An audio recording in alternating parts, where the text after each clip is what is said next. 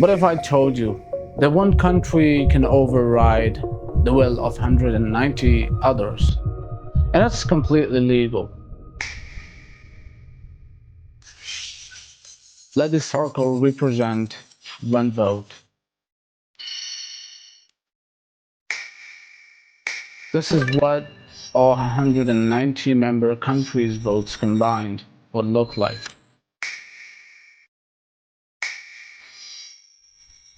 And this small slice, the United States vote alone, not even a fifth of the circle. So how does a fifth of a circle beat the other four-fifths? Say with me because you're not going to believe the answer. That red can block anything the other 190 countries agree on. Every time, no exceptions. And then there's you.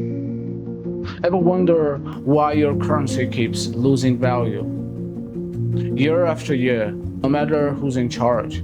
Even wonder why fuel and food prices keep climbing. Why your salary buys less and less.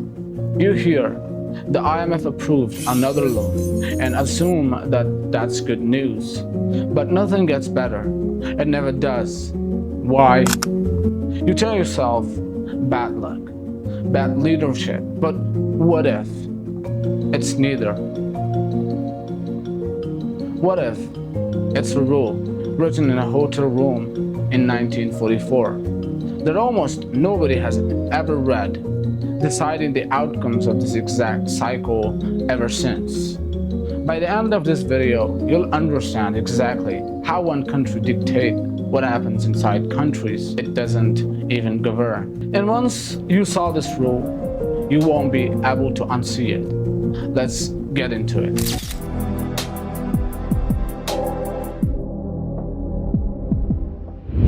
So where does this actually start? Not with theory, with a document. In 2002, the IMF investigated itself. What would be its own internal watchdog find digging through decades of its own lending? Their conclusion, the loan to Pakistan weren't just about the economy. They were about how useful Pakistan was to the United States at the exact moment. They admitted it in writing. And once you see that pattern once, you start seeing it everywhere. So where else does it show up? Let's go back further. To understand why, you have to ask, who actually built this system? And why does it still run the same way today?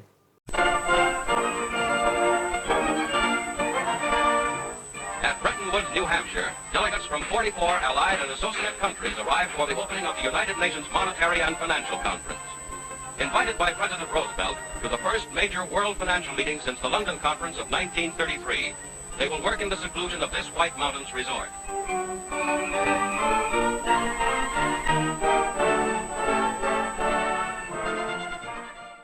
July 1944, 730 delegation, 44 countries, one hotel in New Hampshire.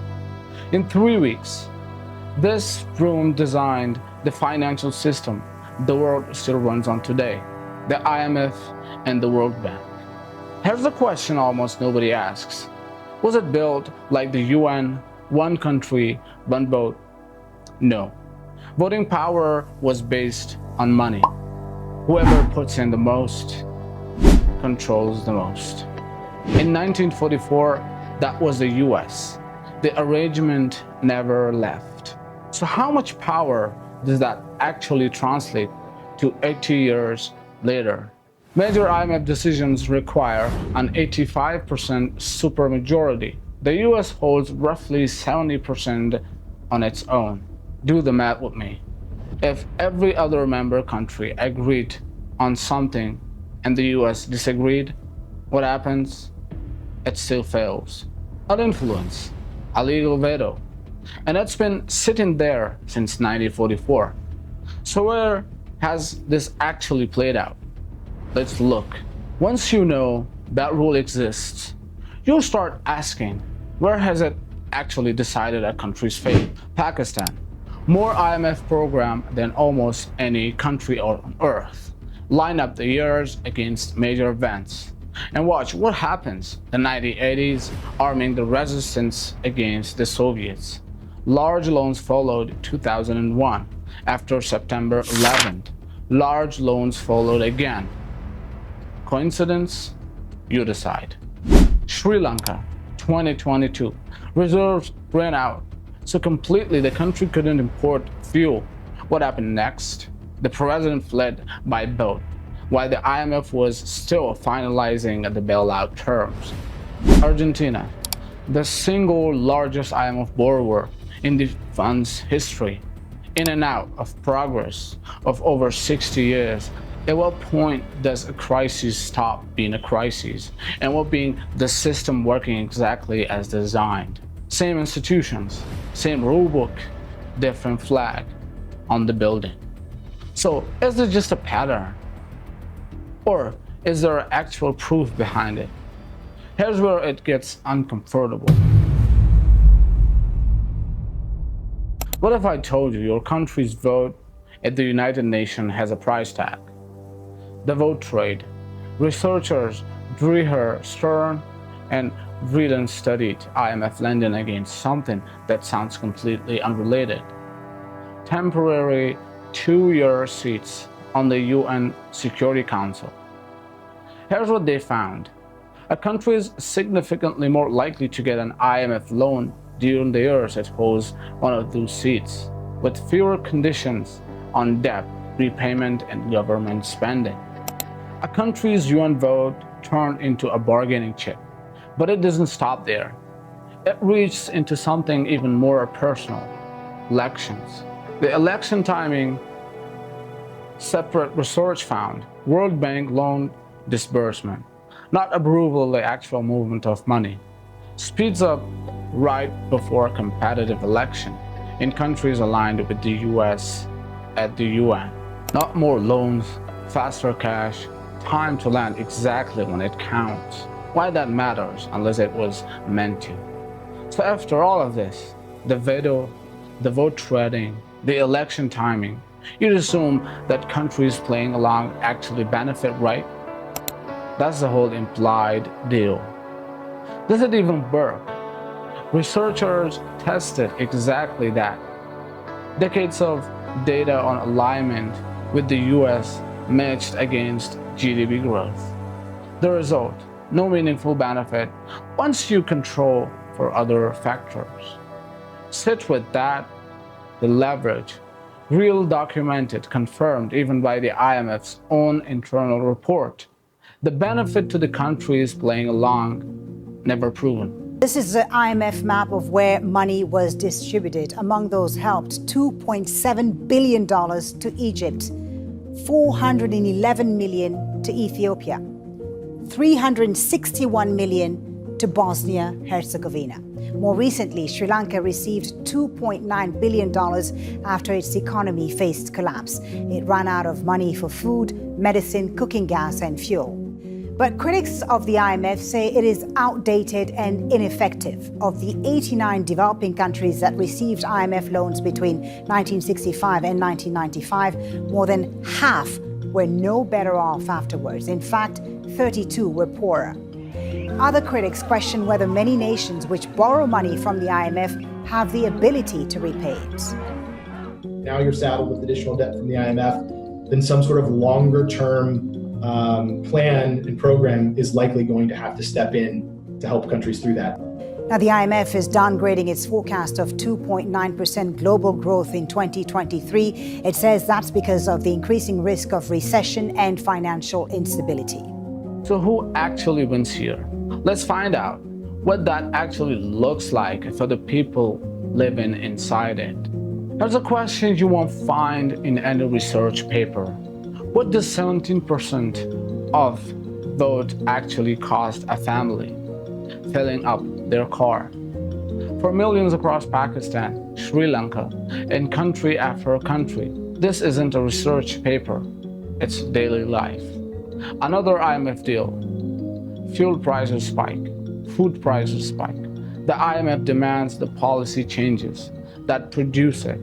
Subsidies cut, currency devalued, prices deregulated, written into every agreement in plain language. Here's what almost nobody asks. Where does the loan itself actually go once it lands? The IMF doesn't check who's holding power when it signed the deal. Elected government of military regime, the money moves either way, often with no real accountability for it where it ends up. On paper, the loan looks clean. So why does the debt keep climbing every single year? Regardless, in practice, ordinary families absorb the cost every time they fill up a tank or buy groceries. Not one crisis, a cycle. And when the same institution keeps handing loans to same unaccountable hands decade after decade, at some point, doesn't indirect started look a lot like a complicit? So if this is so damaging, so well documented, why hasn't anyone fixed it? In 2010, it actually looked like someone might change. A quota reform shifting voting power toward China, India, and Brazil. Finally, right? Progress. It took 6 years to even go into effect. And the number that actually matters, the 85% threshold, was never touched, not once. Why? Because the same rule that gives the US its veto also protects the entire system from reform. Changing the voting structure itself needs 85%. Would the US ever vote for weaken its own veto? It never has. This is exactly why China spent the last 50 years building alternatives instead of waiting. The Asia Infrastructure Investment Bank, the BRICS New Development Bank. So where does that leave the rest of us? Were the people who built this system in 1944 evil? I don't think so. I think it just kept protecting the people who already had power, and nobody with that power ever had a reason to change it. If you've lived under one of these programs, do you need me to convince you something wrong here? You felt it every time. You filled up your tank this year. And if you haven't lived it, here's the reason I want you to sit with it. If a country writing that rule also holds up only veto, how much do you actually think is going to change? That's the untold truth about world order. It was never hidden. It was just never told loudly enough. So, now that you know the rule, what are you going to do with it? If this opens your eyes even a little, subscribe, because next I am going even deeper.